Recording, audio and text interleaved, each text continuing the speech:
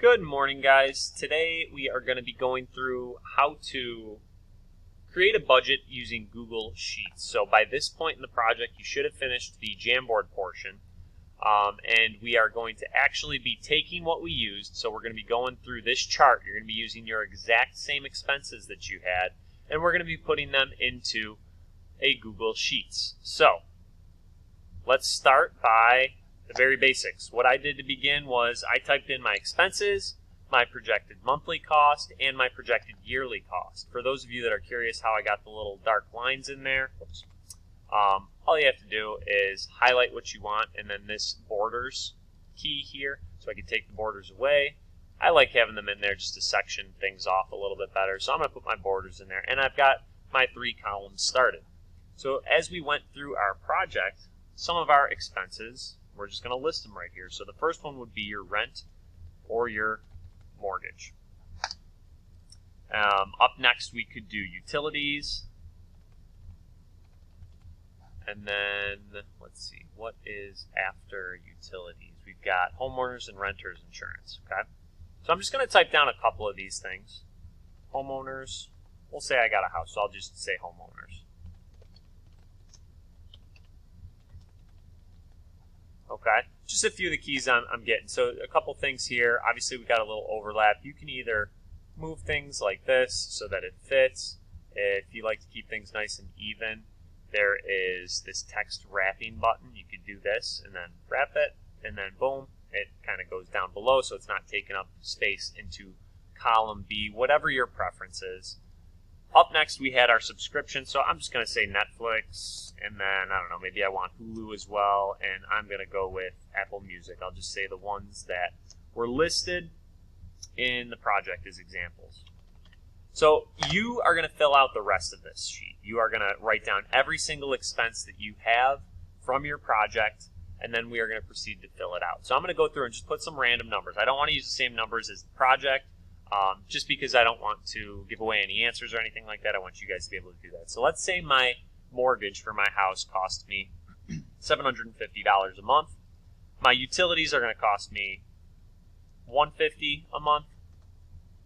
Homeowners insurance is going to be $75 a month. Netflix, let's just say it is $25 a month. Hulu's going to be $50, and Apple Music is going to be $10. Again, I don't know that these are the actual prices. I just made them up. Yours are all listed in your project. You are going straight to your budget sheet and taking the costs that you had. Now, here's where Google Sheets kind of gets cool. What we're going to do is we're going to check to make sure our calculations were correct for our yearly. So what I want you to do is type in an equal sign. We're now telling Google Sheets that we want to put a formula in for this column. So I'm going to say equals.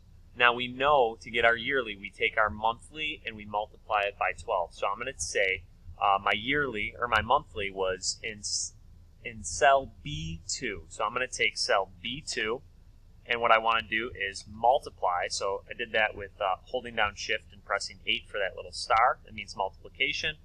Multiply by 12. And when I do that, it does the calculation for me. And now it's even going to give me the option. If I want that formula for the rest of these columns, it's kind of a pain in the butt to type in equals B3 now times 12. But what I can do is I click on this cell, and if I want to copy and paste that formula, all I have to do is go into this bottom right corner and drag it down for all the cells that I have.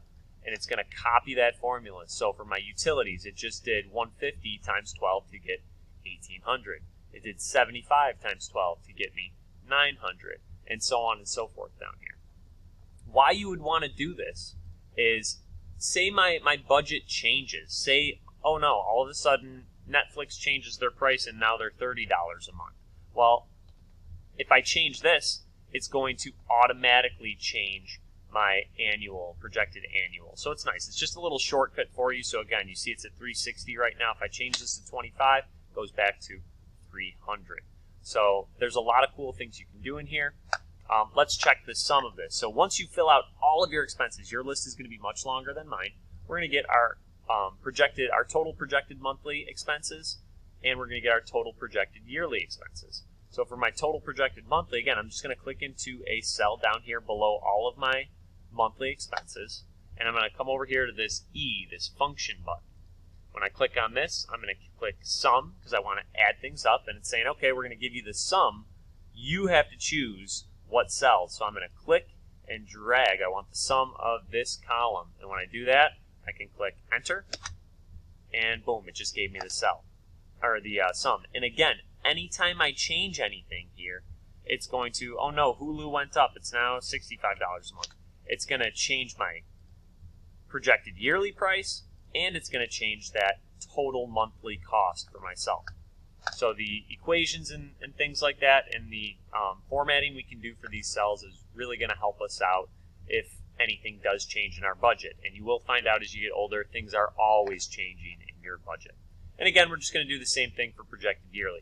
I'm going to come into a free cell below my yearly expenses. I'm going to click this function button. I'm going to click sum, and I'm going to select the cells that I want to find the sum of, or I want to add up. Click enter, and now I have my projected yearly expenses. Again, your list is going to be much longer than mine, but now that we've got this done, anytime there's any change made, everything is going to update in this chart, and it's nice and easy for us. Hopefully Netflix is never $45. Let's put it down to $15 or something like that. But again, it doesn't matter. As things change, all I got to do is change these numbers, and everything else updates in my chart. You can now take your total annual projected costs and compare it to your annual salary that you have to see if you are going to be over or under budget. If you have any questions, please feel free to ask myself or Ms. Baker, and have a great day.